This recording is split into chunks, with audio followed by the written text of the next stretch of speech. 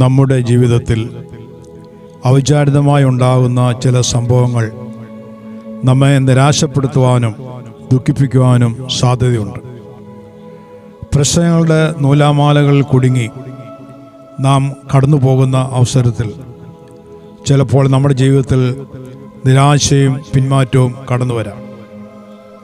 എന്നാൽ അതിനെ അതിജീവിച്ച് വിജയകരമായി മുന്നേറണം എന്നുള്ളതാണ് ഒരു ദൈവത്തിനെക്കുറിച്ച് ദൈവം ആഗ്രഹിക്കുന്നത്. ഒരു പിന്മാറ്റക്കാരൻ്റെ ജീവിതത്തിൽ കുറേശ്ശെ ദൈവിക സാന്നിധ്യം നഷ്ടപ്പെട്ട് ഒടുവിൽ അവൻ സാത്താന്യ നിയന്ത്രണത്തിലായിത്തീരുന്നു. അതോടെ ആ വ്യക്തിയുടെ ജീവിതം നാശകരമായ ഒരവസ്ഥയിലേക്ക് നീങ്ങുന്നു. അതിൻ്റെ പ്രകടമായ ലക്ഷണങ്ങൾ ഇങ്ങനെയുള്ള ജീവിതത്തിൽ കാണുവാൻ കഴിയും.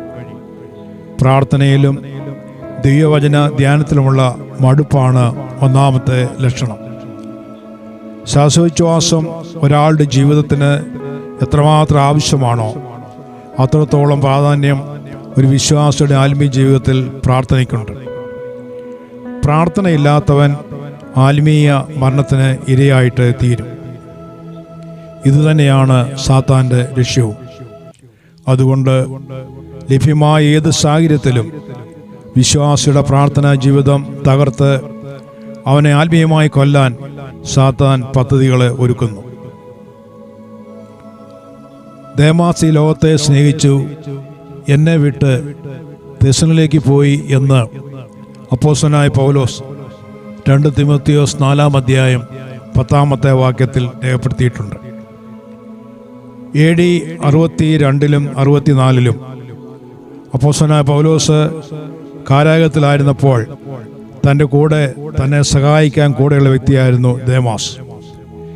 എന്നാൽ AD 67 തൻ്റെ കാരാഗൃഹവാസത്തിൽ തന്നെ വിട്ട് ദേമാസ് ഈ ലോകത്തിൻ്റെ ആഡംബരങ്ങളിലേക്ക് പോയി.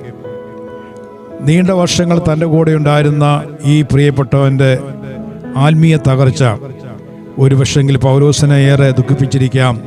അതുകൊണ്ടാണ് ഇങ്ങനൊരു വാക്യം മരണത്തെ കാത്തു കിടക്കുന്ന സമയത്ത് പൗലോസ് എഴുതിയത്. പാൽ ശരീരത്തിന് പോഷണം നൽകുന്ന പോലെ ആത്മമനുഷ്യനെ ദൈവജനമാകുന്ന പാൽ പരിപോഷിപ്പിക്കുന്നുണ്ട്. എന്നാൽ ഈ പോഷണം തടയാൻ ശ്രമിക്കുന്ന സാത്താൻ പാപത്താലോ ദുഷ്പ്രവൃത്തിയാലോ ദുരഭിമാനത്താലോ ദൈവസേനയിൽ നിന്ന് അകലുന്നവരെ ദൈവവചന ധ്യാനത്തിൽ നിന്നും പ്രാർത്ഥനയിൽ നിന്നും തടയാനായിട്ട് ശ്രമിക്കും. ഇങ്ങനെയുള്ള പിന്മാറ്റങ്ങൾ അവരുടെ ജീവിതത്തിൽ മടുപ്പ് ഉളവാക്കും. അങ്ങനെ സാത്താൻ്റെ പിണയാളികളുമായി മാറുന്നവരാണ് എന്തിനധികം പ്രാർത്ഥിക്കുന്നത്, എന്തിനാ കൂടുതൽ പ്രസംഗം എന്നൊക്കെ ചോദിക്കുന്നത്. സാത്താൻ്റെ നിയന്ത്രണത്തിലാകുന്ന ഇവരുടെ ജീവിതത്തിൽ നിന്നും രഹസ്യത്തിലും പരസ്യത്തിലുമുള്ള പ്രാർത്ഥന പമ്പ കടക്കും. ബൈബിൾ വായന പാടെ നിർത്തും. പാട്ടുപാടുന്ന സമയത്ത് വായ തുറക്കുകയില്ല. വചനപ്രസംഗം കേൾക്കുമ്പോൾ ഇരുന്ന് ഉറങ്ങുകയും ചെയ്യും. സാവധാനം ചിലപ്പോൾ സഭയിൽ അല്ലെങ്കിൽ കൂട്ടായ്മകളിൽ വരാതെയാവും.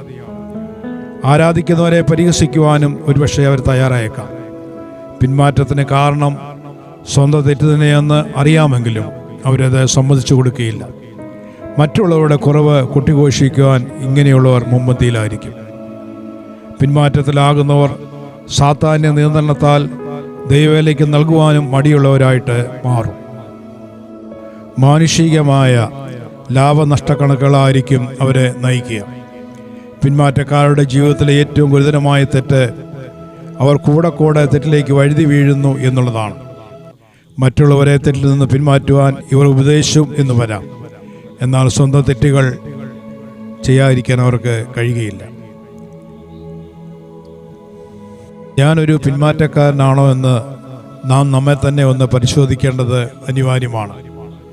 ജീവിതത്തിൽ സാത്താന്യ സ്വാധീനം കടന്നു വരാതെ നമുക്ക് ജാഗ്രത പാലിക്കാം. സാത്താന്യ തന്ത്രങ്ങളെയും പാവഴികളെയും വിട്ട് മാറാം. അതിനായി മറ്റുള്ളവരെ സഹായിക്കാം. ഭീരുവായിരിക്കുന്ന സാത്താനെ തോൽപ്പിക്കുവാൻ നമ്മുടെ പ്രാർത്ഥനാ ജീവിതം ശക്തമായി തീരട്ടെ. നമ്മുടെ ജീവിതത്തിൽ പിന്മാറ്റത്തിന് അനുഭവങ്ങളുണ്ടെങ്കിൽ അനുദപിച്ച് മടങ്ങി വരിക.